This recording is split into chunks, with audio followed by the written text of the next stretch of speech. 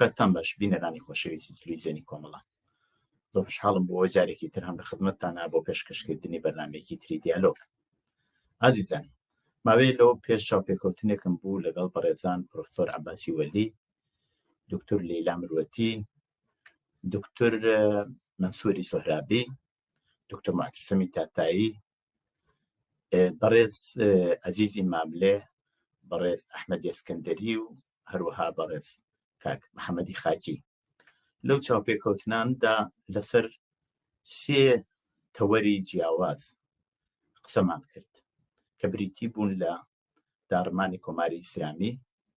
بۆشایی دەسەڵات و جێگۆڕکەی دەسەڵات. من هەوڵم داوە ئەو چاوپێکەوتنانە لە دوو بەرنامەدا پێشکەش بێ ئەوەی ئازیز بکەم و جوابی ئەو بەڕێزانە بە پرسیارەکان خەمە لای یەک.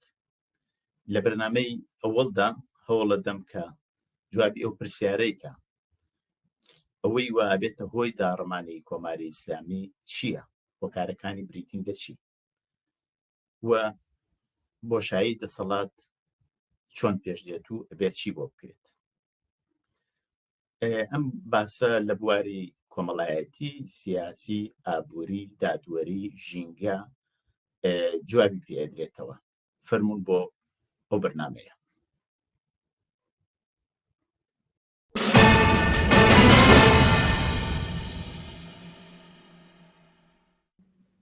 بە ئەساسی هەر معیارێکی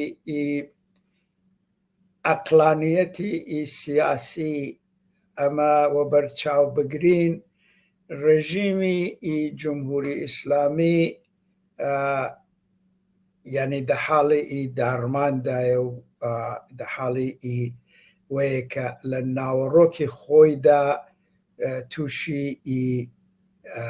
تێکچوون ببێ. ئەگەر یعنی تەمەشای ئەو وەزعی بکەین، زۆربەی پسپۆران دەڵێن کە جمهوری ئیسلامی ئەلئانەکە دە حاڵەتی قەیراندایە، وەلی ئەوە دروستە، وەلی قەیران چەمکێکی زۆر کولیە و قەیران قۆناغی هەیە، پرۆسەی هەیە.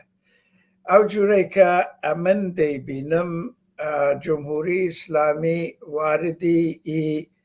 مەرحەلەیەکی یعنی قۆناغێکی تەقریبەن ئاخری ئەو قەیرانە بوو. ئەویش ئەوەیە کە ئەمن پێی دەڵێم قەیرانی حاکمیەت. یعنی ئەگەر تەمەشای بکەین جمهوری ئیسلامی زاهرەن هەموو ئەهرۆمەکانی دەسەڵاتی دەدەستدایە، وەلی بەبێ بەکارهێنانی زەخت و زەبر و زەنگ ناتوانێ نەزم بە شێوەیەکی سابت لە وڵاتیدا بەرقەرار بکە.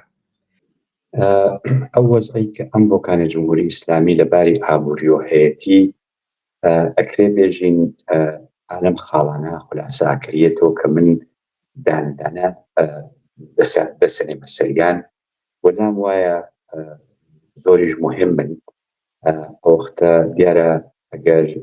قسەکە سەرەوەیە کە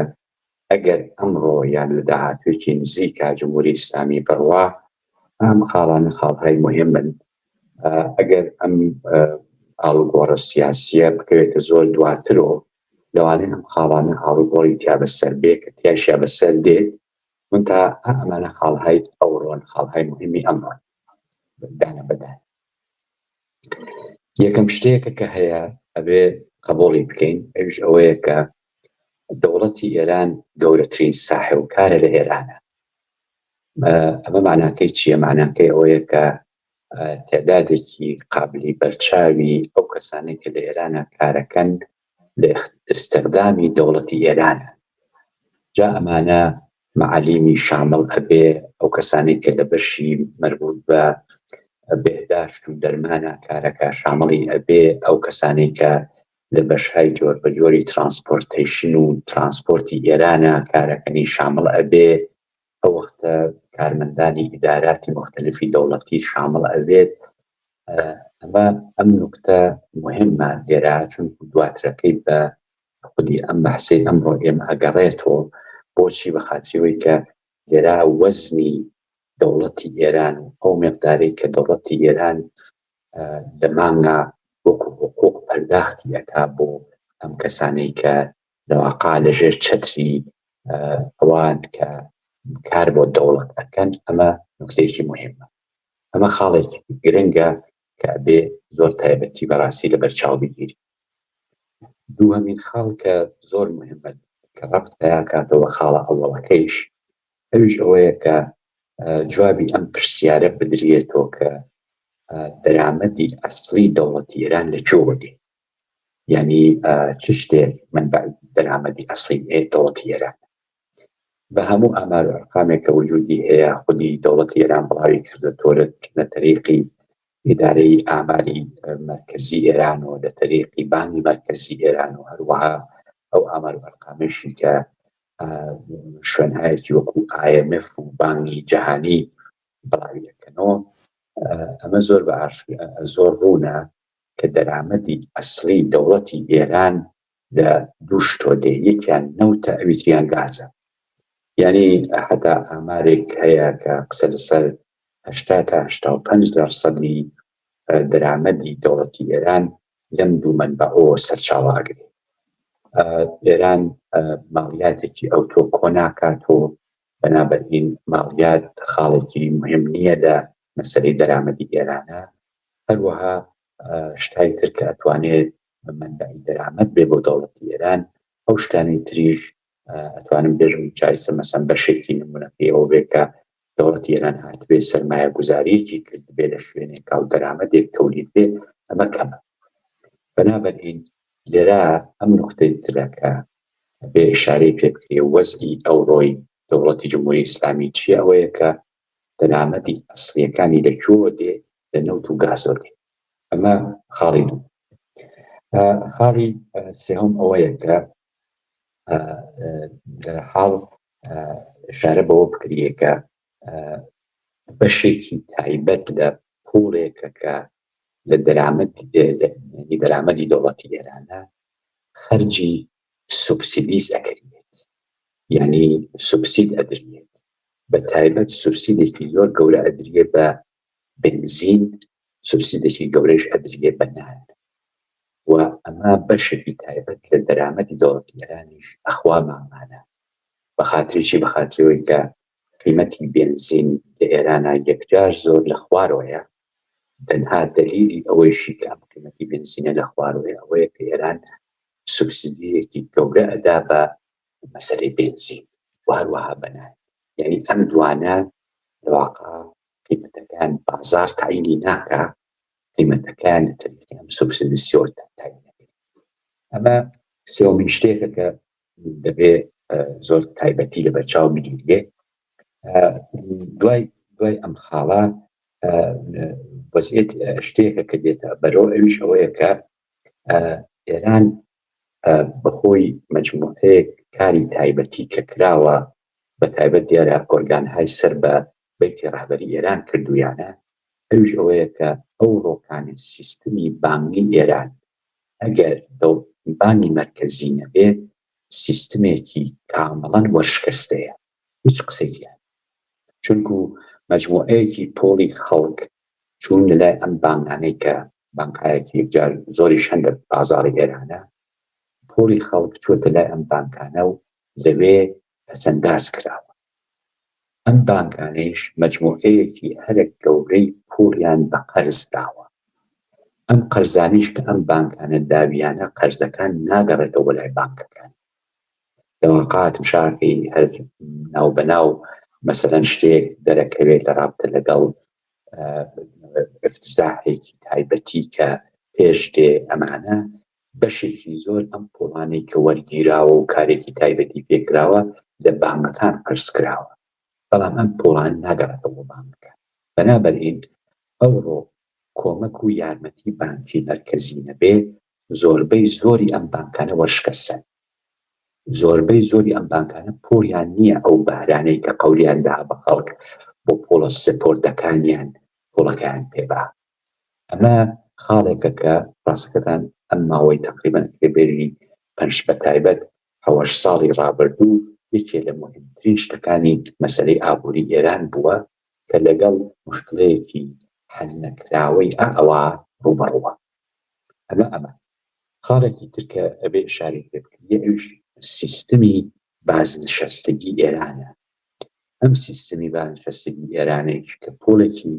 تایبەتی گەرەکە بەڕاستی لە ساڵە یا لە مانگە لە تەرەف دەوڵەتەوە پەرداختکردیێ، ئەمە ئەو ڕۆکانێ زۆربەی زۆری لە تەریقی قەرز و پەرداخت دەکرێت. بەنابەرین ئەکرێت ئەم لاقا ئەم قسە لێرا بیکەین غەڵەت نییە کە سیستمی ئەو ڕۆی بازنشەستگی ئێران بەهۆی ئەوە کە بناغەکەی لەسەر مەسەلەی قەرز دانراوە سیستمێکی یەکجار زۆر خەتەرناکە، چون بۆچی ئەگەر واقعان ئەم پۆڵە قەرزە نەبێ پۆڵ نییە بە بازنشەستە بدرێت. بەنابەرین ئەمەش خاڵێکی ترەکە ئەبێ لە لێرا ئشارەی پێ بکەین. خاڵی ئاخر دوو خاڵ ئەمێنێک کە ئشارەی پێ بکەم ڕاستکرد لەم بەحسا ئەم دانیان بە بڕوای منێکی لە هەرە مهمترین خاڵەکانی مربوط بە ئابووری ئێران ئەوش ئەوەیە کە ئێمە لە زەرفی 40 ساڵی ڕابردووە لەگەڵ سیستمێکا ڕوبەڕوو بووین کە سیستمی دەوڵەت لە ناو دەوڵەتایە. سیستمی دەوڵەت لە ناو دەوڵەتە بەو معنایە کە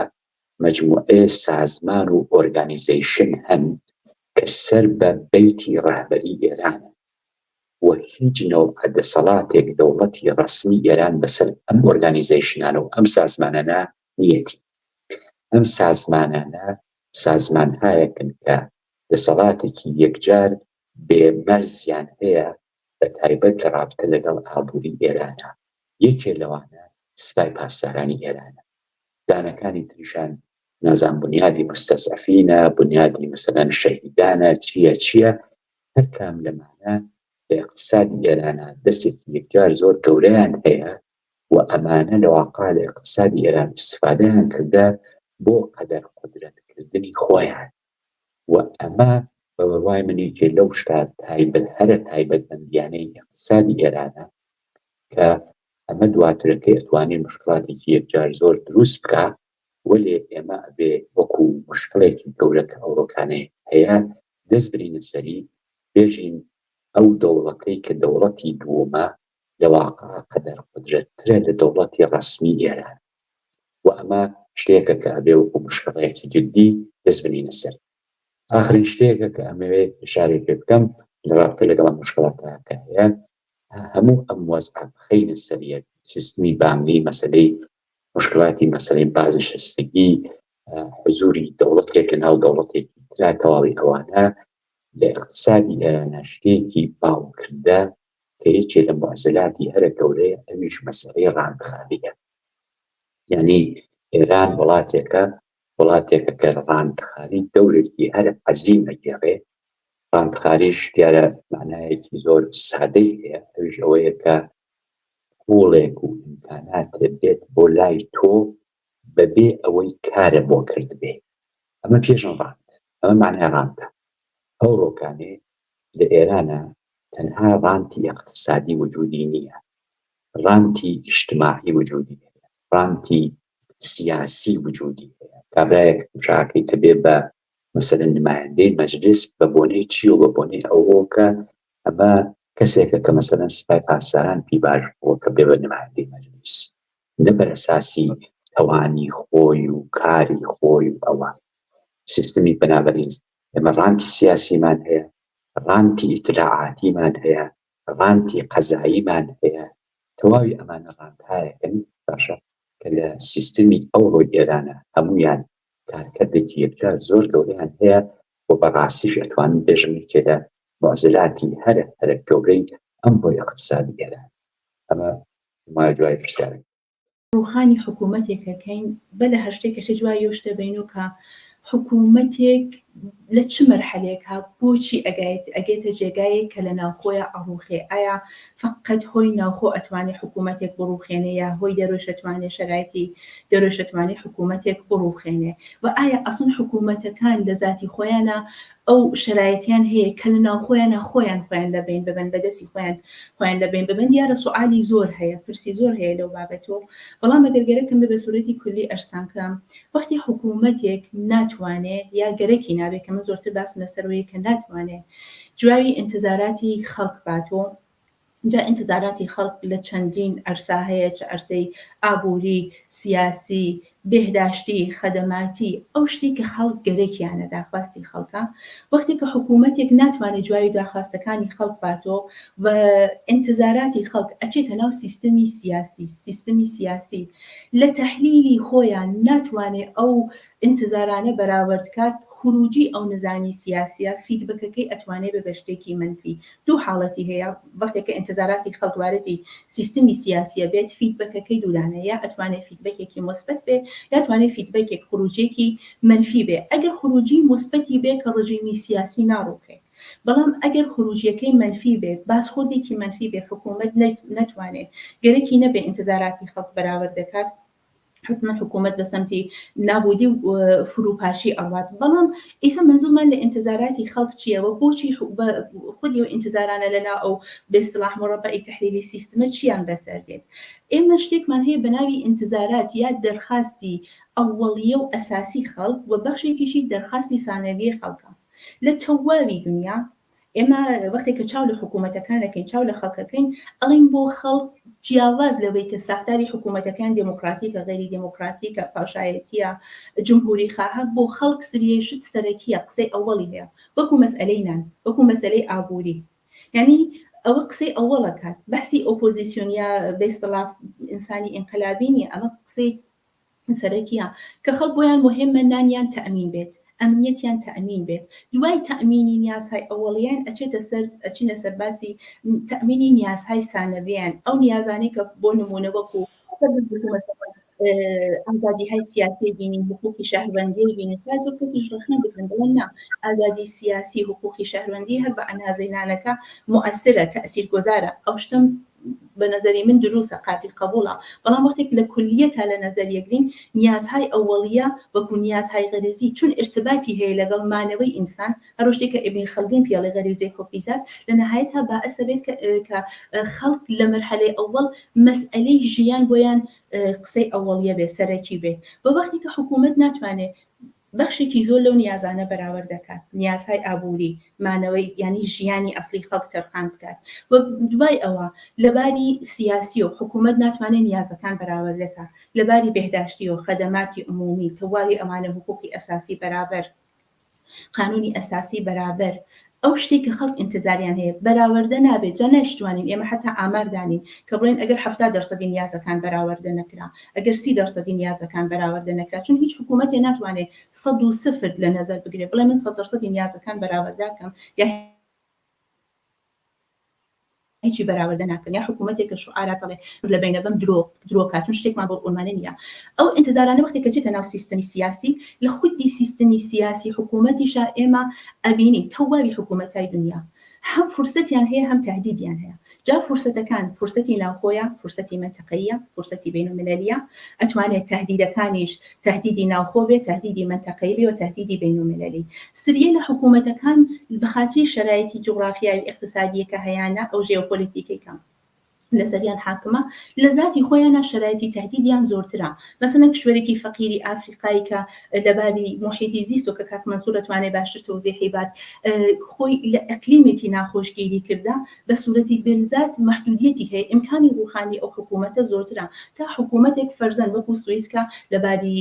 جغرافیای سیاسی لەباری ئیقلیم و شرایطێکی باشتری هەیە بۆ ئێدامەی حیات یا مثلا بۆ نمونە ئێمە سریە تهدید دەبینین تهدیدی منتەقەیە تهدیدی منتەقە ینی محیطێکی بێسوباتی هاوسێ ئەتوانێت محیطێکی ناوخۆ بێسوبات کە ئەگەر لە غەزە شەڕ هەیە خەڵکی مصر ئیمڕۆ ئەتوانن لەژێر فشار و مەترسیا بن بە ئەو فشارش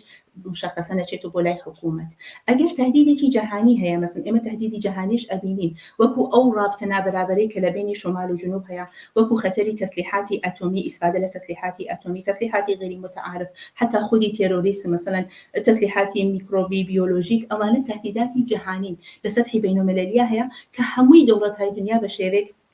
أتوانن تحت تأثيري أمانة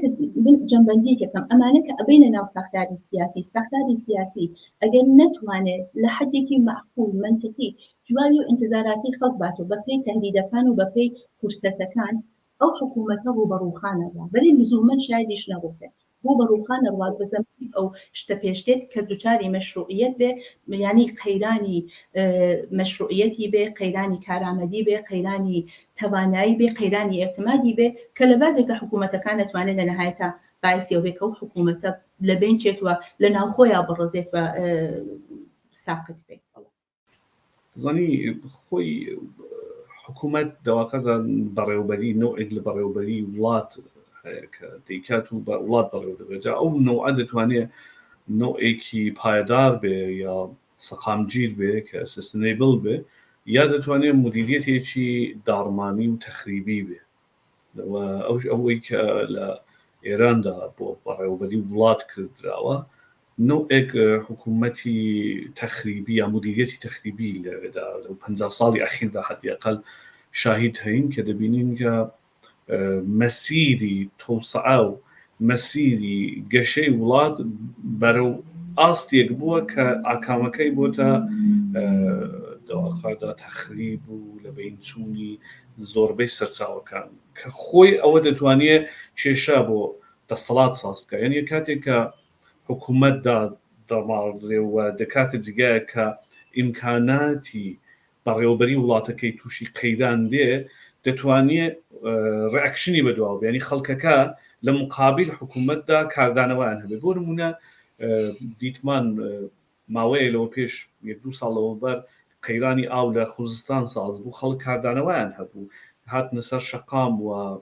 حکوومەتیش بە تونترین شێوە بەرخۆی دەگەڵکردن یا لە ئیسفەهان دیتمان کە قەیرانی ئاو هەبوو خەڵک هاتن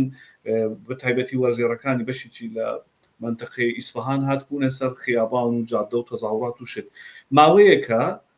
دەبینین سێشەمبانە هەموو سێشەمبانەوە دەچێت بۆ 4مین حوتوو لە عێراق خەڵکی عێراق دێنە سەر خیابان لەبەر پیسبوونی هەوا تەزاوڕات دەکەن و بە شێوەیەکی زۆر فعلەن مەدەنی و زۆر دموکراتیکیش خاستەکانی خۆیان بردووەتە پێشێ و تا هێستاش حکوومەت بەرەنگارێکی ئەوتۆیان نەبووتەوە کەواتە کێشە ژینگەیەکان دەتوانێت مەسائلێکی دیکەی بدواوە بێت کە دەسەڵات تووشی قەیران و حتا ئاڵگۆڕی بکە من پێم وایە کە لە ئێراندا یەکێک لە فاکتۆرەکانی کە دەتوانێت فروپاشی یا داڕمانێکی تێدا بێ لەباری فروپاشەکەی لەباری حاکمیەتیەوە دەڵێن مەسئلەی ژینگەیە باتەوە بۆی کە ئێوەش ئاماژەتان پێکرد کە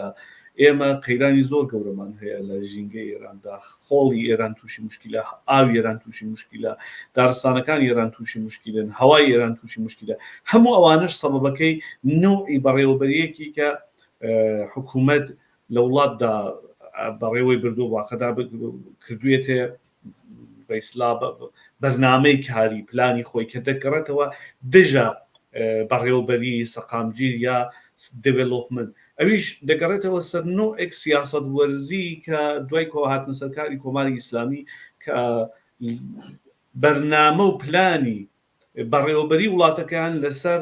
شعاری سەرەکی نەشەرقی نەغەربی جمهوری ئیسلامی داڕشت بوو و لە نێو ئەو شعارەشدا مەسئلەی خۆبژێوی و خودکەفایان هێنا بوو بۆ ڕێجا بۆی کە بتوانن ئەوە بەئیسلا بەرنەبەر پێشەوە پێویست بوو کە فشارێکی زۆرتر بێنن بۆ سەرچاوەکانی کە دەسروشتا هەیە خۆی بۆ نمونە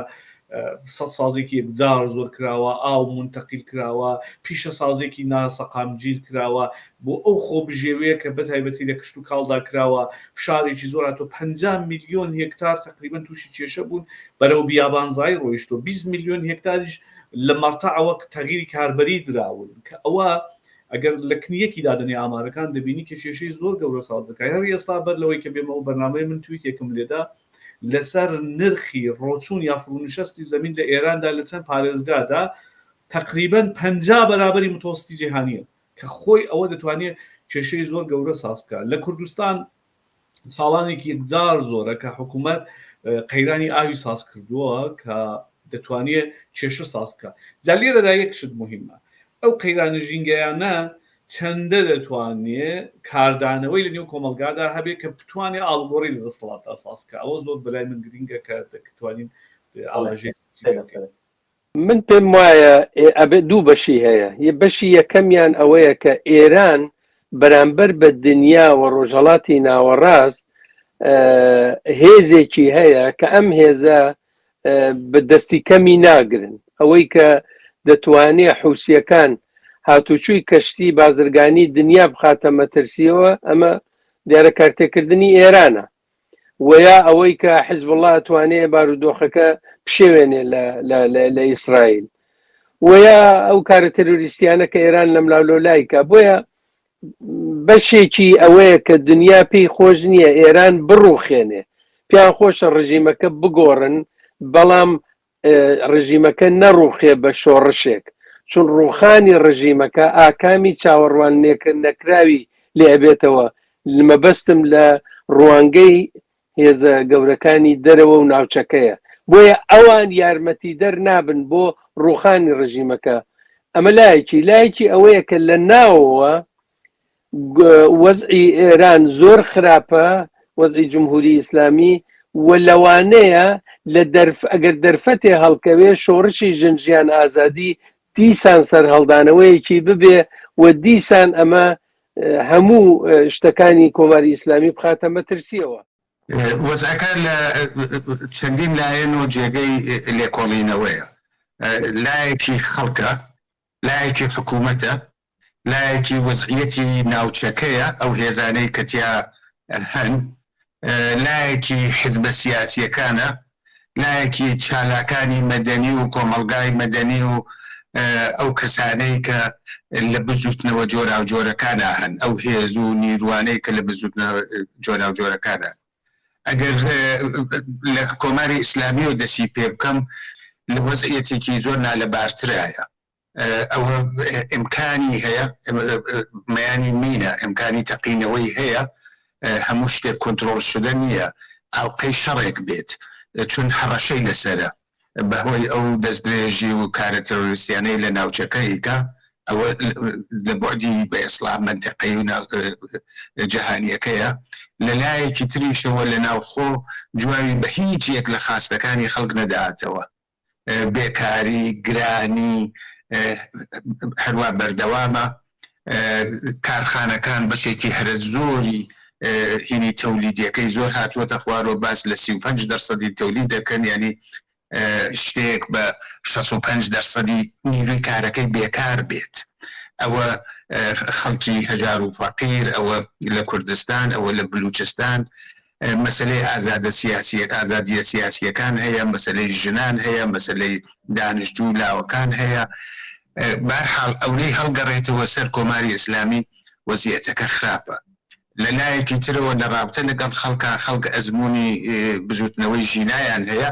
تەجروبەیەکی باشیان بەدەستهێناوە، دەستکەوتایەکیان بووە، بە نەتیجە نەگەیی بە دەلیلی مەحدودیەتایەک و کەموکوڕیەکە بوویەتیوانە، بەڵام خەڵکیش بە ئێسڵات بە تایبەت ژنان، لاوان، خەڵکی کوردستان، خەڵکی بلوچستان هەروە بە خەباتی خۆیان درێژەیان لە شێوەی جۆرا و جۆرە. ئەوشی هەڵگەڕێتەوە سەر چالاکانی سیاسی، سەر بزوتنەوە کۆمەڵایەتیەکان لە کرێکاری، لە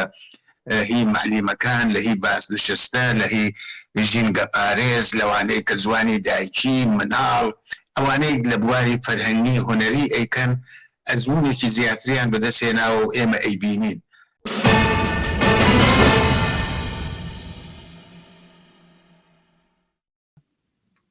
نا بە باوەڕی من مثلەن ئەلان لەبەروەی کە سرفەن لەبەروەی کە بەحسەکە بەردەوام بێ قیاسێکی بکەین لەگەڵ ساڵی 56-57 باشە کە ئەو شۆڕشە هاتە پێش.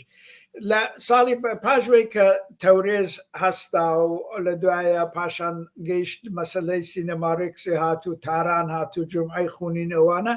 تقریباً ئەمە لە مانجی شەهریوەرێ مێرێ ڕەوەندەکە، یعنی ئەمە دەمانتوانی باسی پرۆسەیەکی بکەین کە لە یەک پرۆسەدا دوو دانە هێز یەکیان ڕژیمی شاهنشایی بوو، یەکیان ئۆپۆزیسیۆنی پاپولار دموکراتیک مردمی دموکراتیکی ئێرانی بوو بە دژی وەی کە دەمقابلی یەکتریدا دەچوونە پێشێ. ئەوە ڕۆژ بە ڕۆژ ساعت بە ساعت ینی کونش و واکونشی وانە دەگەڵ یەکتری دەبیندرا. جورێک بوو کە گەگەیشتینە مەسەلەن مانگی ئاشورا و تاسوعایە تقریبا معلوم بوو. ئەلان ئەمە واردی مەرحەلەیەکی بووین کە دەچین بۆ مەرحەلەی ئەو دوال پاوەر، یعنی دوو دەسەڵات لەوێ هەبوو. یەکی دەسەڵاتی ئینقلاب و شۆرشی بوو، یەکی دەسەڵاتی ڕژیمێکی بوو کە دادەکەوت. دەو حاڵەیدا ئەمە ینی ئەوەش حاڵەتێکی لێرەدا مەسەڵەن حاڵەتی کلاسیکی وەی ئەگە بچینەوە مەسەڵەن دەچێتە ئینقلابی ئۆکتۆبری مەسەڵەن دوال پاوەری کە لەوێ چۆن لێرەدا استراتێژەکانی ئەو مەرحەلەی زۆری فەرقەیە دەگەڵ مەرحەلەی پێشوو. ئەمە استراتێژی مەرحەلەی پێشوومان ئێستا معلوم نییە، هیچ معلوم نییە. ئەوە زۆر گرنگە، بۆیە دەڵێم کە ئەو بۆشایە لێرە دەنامە بگەینەوە مەرحەلەی کە ڕێژیم مەسەلەن یا دیارە یا بە سەبەبی هەستان و شۆرشێکی زۆر گەورە یا بە سەبەبی وەی کە دەخۆیدا وەکو بە ئیستیلا مۆتۆری ماشێنێکی کە دەخۆیدایدی هیچ ئیمکانی نەماوە کە بچێتە پێشێ. دقیقاً الآنش بەو جوورەی دەڕوا ئەوە انتخاباتەوەی نیشان داوە. وەلی مەسەلەکەوەیە کە ئەمە بۆوانە دەبێت استراتێژیمان هەبێ. دا استراتێژیمان هەبێ، استراتێژیمەش دوو جوور دەبێ ببێ واقعاً. یەکیانەوەیە کە استراتێژیک دەبێ ببێ کە جوابی جیاوازەکانی ئەساسی کۆمەلگای کوردی و سیاسەتی کوردی جیاوازەکانی لەگەڵ مەرکەزی بداتەوە. کە ئەمە مسلمەن جیاوازیمانە هەرە جووری کە بەلوچستانش لەگەڵ تارانێ جیاوازی خۆی هەیە، تەوەجۆی دەکەی خوزستانش هەیەی چوزانم مازەندەرانش هەیەی، وەلی ئیمە لەگەڵ بەلوچستان و خوزستانێ زۆر ڕاچکاوتر ڕوونترە و شتیشە یعنی دەگەڵ مەرکەزی. ئەوە یەک. بەشی دووەمیژەوەیە کە ئەمە چ بمانەوێت چ نەمانەوێت دەو شۆرشەیدا کە لە ئێرانێدا دەست پێ دەکا یا ئەو داڕمانێکە لە ئێران دەست پێ دەکا، ئەمە یەکێک لە هێزەکانی لە چەندین هێزی مەوجودی. تەوەجۆ دەکەی؟ بۆیە دەبێ ئستراتێژیک ممکنە زۆر کەسەوەی پێ ناخۆش بێ بڵێ مەسەلەن ئەمن ئێرانی گەری دەکەم یان نا، وەلی مەسەلەوەیە کە چارچەوەی ئینقلابێکی شۆرشێکی یەکگرتو یا داڕمانێکی یەکجانی حکوومەتی ئەمە یەکدانە لە چەندین هێزی ئۆپۆزیسیۆنی. و بەشی پرسێکی زۆر زۆر گرنگە، چونکو دەو بۆشایەدا خەڵک لە ڕووی ژیانی ڕۆژانەوە لە ڕووی بڵێن پەیوەندەکانی حقوقی ناو کۆمەلگادا کۆمەڵێک پرس و بڵێن ڕێکەوت و ڕەفتاری سیاسی و حقوقیان بۆ دێتە پێشێ کە دەبێ شوێنێک هەبێ کە بڵێن مرازایی پێ بکەن و لەوێ داوای چارەسەری کێشەکانیان بکەن، هەم چارەسەری کێشەکانی حقوقی ناوخۆیی و هەم چارەسەری کێشەکانی خەڵک لەگەڵ ئەو کەسانە کە هاوکاری ڕژیمیان کردو. کەەوە بوو چەند بەشە کە دەکرێت باسی بکەن. مەبەستمەوەیە کە دەبێ ئۆرگانێک هەبێ، ئۆرگانێکی حقوقی و قەزایی هەبێ کە جوابدەرەوە وەڵامدارەوەی ئەو پێداویستەکانی کۆمەلگا ببێت. من ئاماژە بۆ ئەو دۆخە دەکەم کە لە ساڵی 57دا پێشات. ئێوە بخۆتان باش دەزانن کە لە ساڵی 57دا کاتێک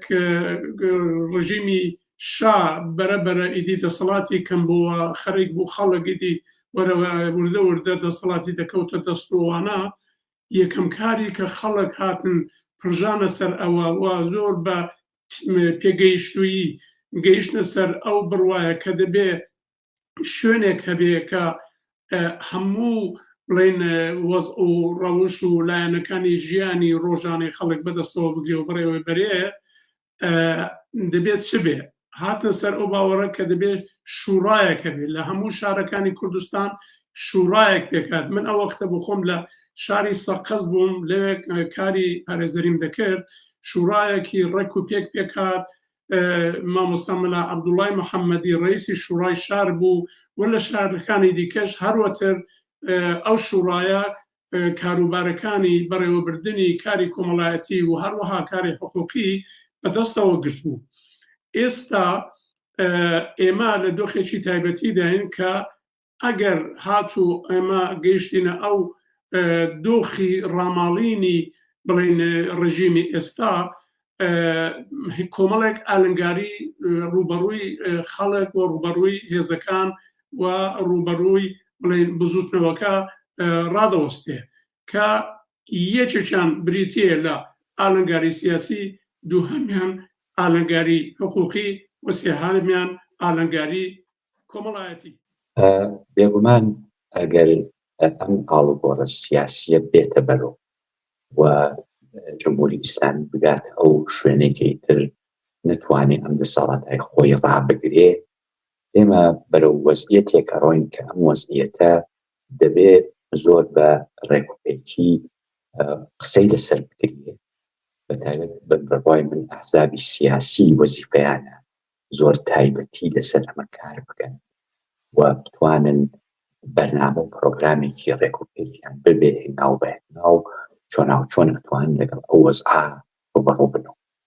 جا من هەوڵەکەی من ئەوەیە ئەوڕۆ بتوانم ئەمە بە دەرەجێشی بکەمەوە کردن پێم وایە من پێشتری هەرپێکەوە قسەمان کردم پێم وا بۆ ئەمە پرسیارێکی زۆر جددیە بەڕاستی ئەو وەختە جێگای خۆشی هەیە کە قسەی زۆرتری لەسەر بکرێ حتا من لەو باوەڕم جێگایەتی کە کۆنفرانس‌های تایبەتی لەسەر بگیرێ قسە و باسی زۆر تایبەتی لەسەر بکرێ بۆی کە ئەو ئامادەییە وجودی ببێ بەڕاستی ئەمە نوکتێکی مهم. من ئالێرە و دەست پێ بکەم بێگومان ئەگەر ئاڵوگۆڕێکی سیاسی بێتە بەهۆی ئەوەی کە ئاڵوگۆڕێکی دەوڵەتی بە وجود بێت دەوڵەتێ بڕوان دەوڵەتێکی تر بێتە جێگاکەی تۆ بتێت و نەتەیە ئابووری تووشی قەیدانە بێت یعنی شتێکە دەواقع بە اقتصادەکە وارد دەبێت و ئەم شوکانە ئەم شوکە هیچ معنایەترینی غێر لە ئەوەی کە ئەمە قەیدانێت منتەها ناسینی خصوصیاتی ئەم قەیرانە مهمە لە سیستمی کاپیتالیستیە سێ نەوە بوحران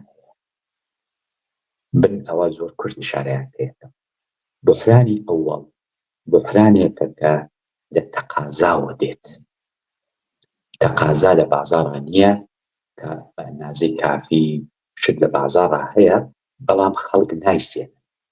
خەڵک نیگەرانی ئایندەن پوڵەکانیان خەرج ناکەن ئەو شتانی کە لە بازاڕە هەیە بەدەست یعنی لەواقع ئەمێنێتەوە کەس مشتری نییە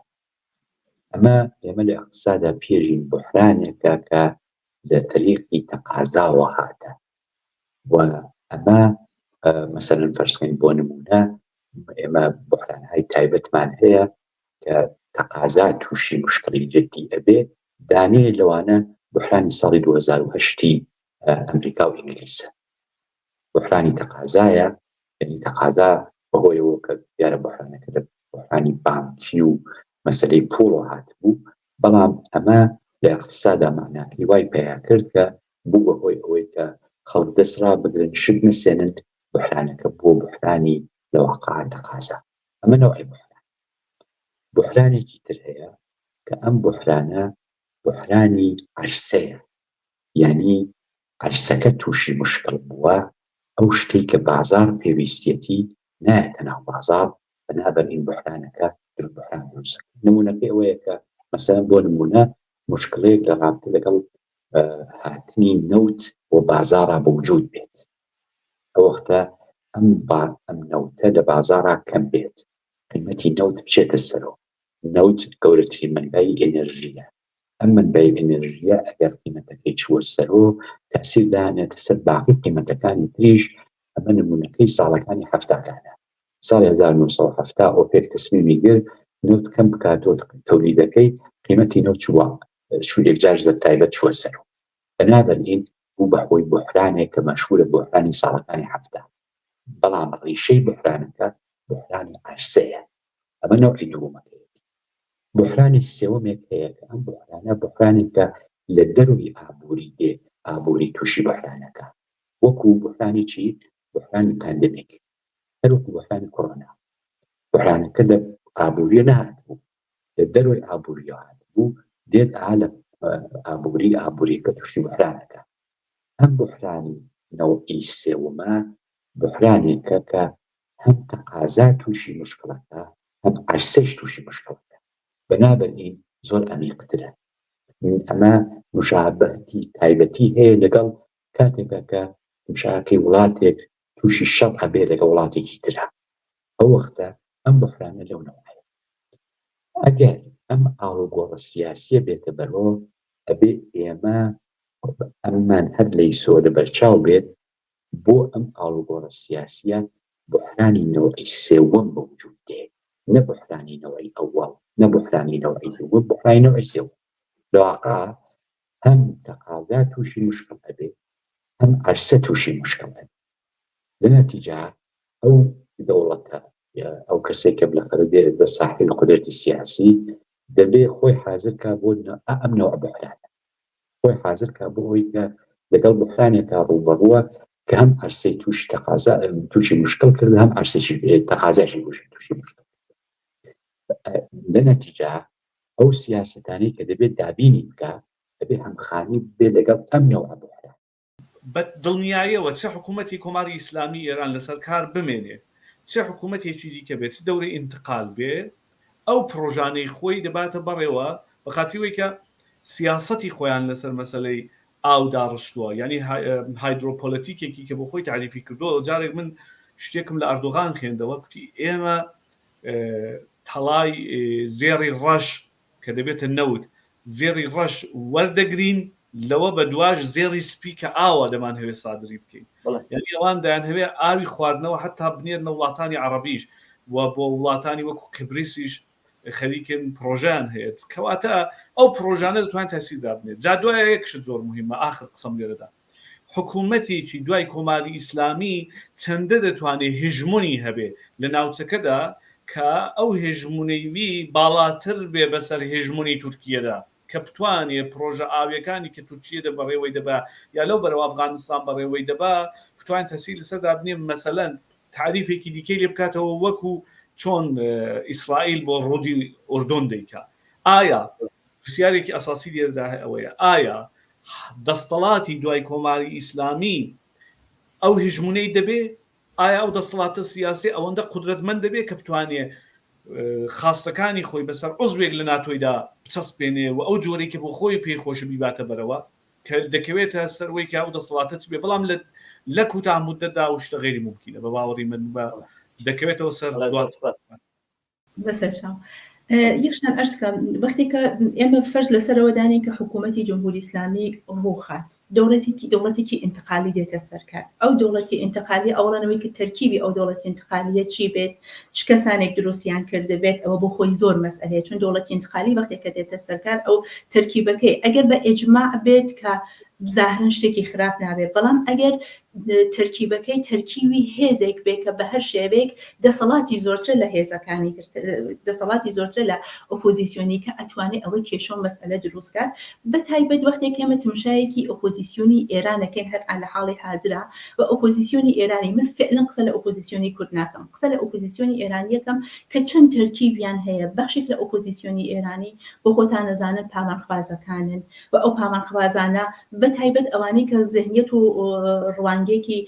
سەڵتەنە تەڵەبانیان هەیە و بە شێوەیەک باوەڕیان بە حکوومەتێکی پاوشایەتی و پاشماندەی حکوومەتی پەهلەوین و بەخشێکیشیان پان ئیرانیستەکانن ئەوانەی کە باوەڕیان بە ئێرانێکی متەمەرکزی به اصطلاح سانترالیزم هەیە کە هەرچەندێک پامانخوازی سەڵتەنەت تەڵەبگەرایی لە ئێران زۆرتر بێ ئەمانە وەکو هێز حوزوریان بێ بە زەرەری کورد ئەبێ ئەوە یەک واقعیەتە بە زەرەری کورد دەبێ یا ملیەتەکانی کە چون لە نەهایەتە ئەمانە وەختی کە لە دەوڵەتی ئینتقالی قەرارەگرن بە تایبەت گەرەێکیان بێ قانونی ئەساسی بنووسن من ئەوەتان ئەرزکەم نووسینی قانونی ئەساسی یعنی زۆر کەسیان دێنی سەد ئێژنێ قانونی ئەساسیمان تاهیەکردە کامڵن کاری کامڵن غێری قانونیە لەگەڵ یاساهای بنەڕەتی بێسەڵاح کۆمەلگای جەهانی هیچ نۆ سێنخیەتێکی نییەوە هیچ مەشروعیەتێکی نییە هیچ مەشروعیەتێکی نییە خب ئەمە بەخشێکیانە بەخشێکیشیان کە ئێژن ئێمە سەڵتەنەت تەڵەب نین و بە قۆلی معروف خۆیان بە لیبرال دەزانن بەڵام وەختێک کە دێتە سەر مەسائلێک فەرز بگرین وەکو مەسئلەی ملیەتەکان وەکو مەسئلەی حقوقی ئەساسی کە قانونی کە باز کۆمەلگای نێودەوڵەتی بە ڕەسمیەتی ناسیە ئەوانیش وەکو پاڵانخوازەکان ڕەفتارەکەن وەکو بەرهەڵ نیروهای رادیکاڵی پان ئیرانیستی ڕەفتارەکەن یعنی لە کولیەتیان حتا چەپەکەیشی تا حدێک ئەو کێشە ئەو مەسئلە هەیە لە کولیەت تا وەختی ئەوانە لە نەزەر ئەگرین ئەگەر ئەمانە ئیجماعێکی خۆیان بێت یعنی بن بە قودرەتێکی بەاستەڵاح بتوانن خۆیان لە ناخۆیانە ئیجماعێک بگرن کامڵەنەوەڵەن بە زەرەری کورد دەبێت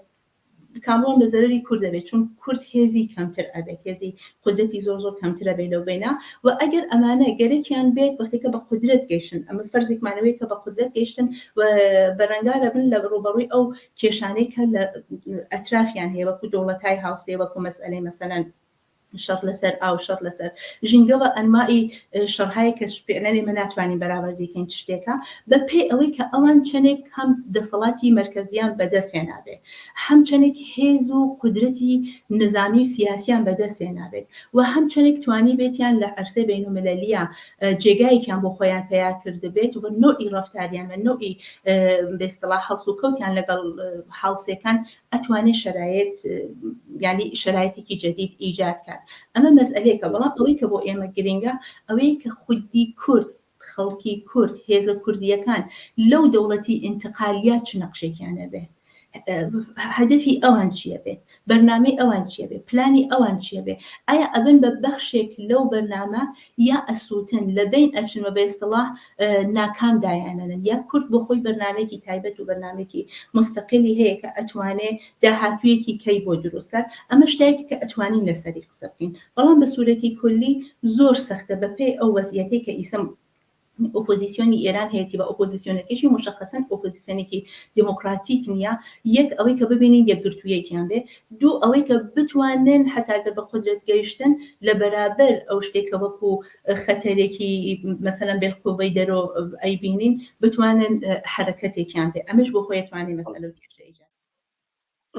ئێستا ڕەنگە درەنگیش بوو بێ بە باوەڕی من تا ڕادەیەک دەبێ هەرچی زووتر دەست بەکار بن هێزە سیاسەکان بە باوەڕی من یەکەم کاری کە دەبێ بیکەن ئەوەی لەگەڵ یەکسەر دابنیشن بیر لە دوا ڕۆژ بکەنەوە نەک هەر بۆ دەورە بۆشایە بەڵکو بۆ بەرەنگاربوونەوە دەگەڵ مەجلیسی موسسان مەجلیسی موسسانش دیارەباری حقوقی بۆ ئەم ڕێگە بە خۆم دەدەم دێردا بپڕژە مەسەری مەجلیسی موسسان ئەگەر ئێمەی کورد هەلێستاڕە بە یارمەتی لەگەڵ نەتەوەکانی دیکەش وشیار نەبین پێشبینی ڕێکارەکان نەکەین لەوانەیە لەسەر ئەمری واقعدا زیانێکی زۆرمان پێ بگا بۆ چونکو ئێمە پڕانی و زۆرینەی خەڵکی ئێران نین و بۆ ئەوە کە دەنگمان بگا لە ناو مەجلیسی موسساندا بتوانین هێندێک ئەو شتانێک کە خەڵکی کورد خەباتی بۆ کورد و بە دێژایی مێژوو دای سەپێنین دای مەزرێنین دەبێت یەکگرتوویەک هەبێت لە نێوان هێزە سیاسەکاندا ئەو یەکگرتوویە لە ئێستاڕا دەبێت کاری بۆ بکرێت و خەڵکی ئێمە چاوەڕوانی ئەو یەکگرتوویان بەڕاستی ئەگەر ئەوە نەکرێ بارێکی گرانە لەسەر خاڵشانی ئەو خەڵکەی هەڵ نەگیراوە هێزە سیاسەکانی ئێمە بەرپرسیاتی قورسیان هەیە بۆ ئەو کارە دەبێ هەرچی زووتر خەریکی ئەوە بن لە هێندێک کێشەکان لە هێندێک سوزانم هێژمونی خوازی لە هێندێک شتی دیکە دەبێ خۆ بپارێزن و ڕابردووی کوردستان لە بەرچاو بگرن وەگەڵ کاتێکە هەیەتی نوێنەرایەتی گەلی کورد هاتە ئاراوە و دەوێدا ئەو هەیەتە هات ئێستاش لاپەڕی زێڕین هەیە پێمە داهاتوودا سەدەی داهاتوودا خەڵک دێنە سەر ئەو باوەڕە کە چەندە ئەو هەیەتە شتێکی گرنگ بوو بۆ بەرەنگاربوونەوە لەگەڵ کۆماری ئیسلامی ئێستاش دەبێ هێز سیاسەکانی ما بە خۆ و ڕاگرتن لە بەرژەوەندەکانی تەسکی سیاسی تەشکیلاتی وە لە بەرچاوگرتنی بەرژەوەندەکانی گشتی قازانجەکان و چاکەکانی کۆمەلگا لەگەڵ یەکتر دانیشن و زەمینەی ئەو شوڕایە پێک بێنن کە لە یەکگرتووی دێتە دەرێ و ئەو شوڕایە دەتوانێت هەم بۆ بەڕێوەبردننی کاروبارەکان لە دەورەی بۆشاییدا بۆ خۆ بەڕێوەبەری و هەم بۆ بەرەنگاربوونەوە لەگەڵ مەجلیسی مؤسسە و لەگەڵ حکوومەتی داهاتووی ئێرانیش هەڵسوکەوتێکی سیاسی مۆدێرن بکە کە قسەکانی خۆی بە زمانێکی یەکگرتوو ئاراستەی حاکمیت و دەسەڵاتی داهاتوو بکە. ئەگەر غەیری ئەوە نەبێ کۆمەلگای ئێمە گلەیەکی زۆری هەیە، ڕخنەیەکی زۆری هەیە و مێژوش داوەری زۆر خراپ لەسەر هێز سیاسەکانی مەدەکە. زۆر سپاس بۆ ئەوەی بینەری ئەم بەرنامەیە بوون. هیوادارم بتوانم لە بەرنامەی داهاتوودا کە بەشی جێگۆڕکەی دەسەڵاتە لە خزمەتی ئێوە عزیزان. هەتا ئەو کاتە ڕۆژ و شەوێکی خۆشتان بۆ باوەت خوازم.